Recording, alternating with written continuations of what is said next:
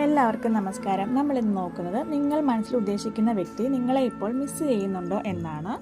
ഒരു നിമിഷം ശാന്തമായിരിക്കുക, വളരെ പോസിറ്റീവായി ചിന്തിക്കുക. നമുക്ക് ആദ്യത്തെ കാർഡ് പരിശോധിക്കാം.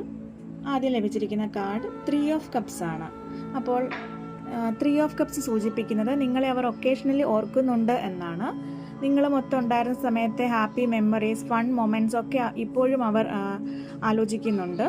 നിങ്ങളോടുള്ള എനർജി വളരെ പോസിറ്റീവ് തന്നെയാണ്. സ്ട്രോങ് ആയി മിസ്സിങ് പക്ഷേ ഇവിടെ കാണിക്കുന്നില്ല. ഒരു ഫ്രണ്ട്ലി ആയിട്ടുള്ള ഒരു കണക്ഷൻ ആണ് ഇവിടെ കാണിക്കുന്നത്. അതായത് ഫ്രണ്ട്ലി വേയിൽ ഒരു റീകണക്ഷൻ സാധ്യത കാണിക്കുന്നുണ്ട്. നിങ്ങൾക്കിടയിൽ ഒരു മൂന്നാമതൊരു വ്യക്തി ഉണ്ടാവാനുള്ള സാധ്യതയും കാണുന്നുണ്ട്. അതൊരു പക്ഷേ ഫ്രണ്ട്സ് ആവാം, അല്ലെങ്കിൽ ഫാമിലി മെമ്പേഴ്സ് ആരെങ്കിലും ആവാം. അപ്പോൾ നിങ്ങളെ മിസ് ചെയ്യുന്നുണ്ട്, പക്ഷേ വളരെ ലൈറ്റായിട്ട് മാത്രമേ മിസ് ചെയ്യുന്നുള്ളൂ. അവരിപ്പോൾ ഫ്രണ്ട്സ്, ഫാമിലി ഇവരിലൊക്കെ എൻഗേജ്ഡ് ആണ്. ഇനി നിങ്ങൾ തമ്മിലുള്ള ഒരു ബ്ലോക്ക് എന്താണെന്ന് നോക്കുമ്പോൾ ഡെത്ത് കാർഡാണ് കിട്ടിയിരിക്കുന്നത്. വളരെ പവർഫുൾ ആയിട്ടുള്ളൊരു എനർജിയാണ് ഇത് കാണിക്കുന്നത്. ഇതൊരു ട്രാൻസ്ഫോർമേഷൻ ഫേസ് ആണെന്ന് പറയാം. നിങ്ങൾ ഒരാൾ പക്ഷേ ആ ട്രാൻസ്ഫോർമേഷനെ അക്സെപ്റ്റ് ചെയ്യുന്നില്ല.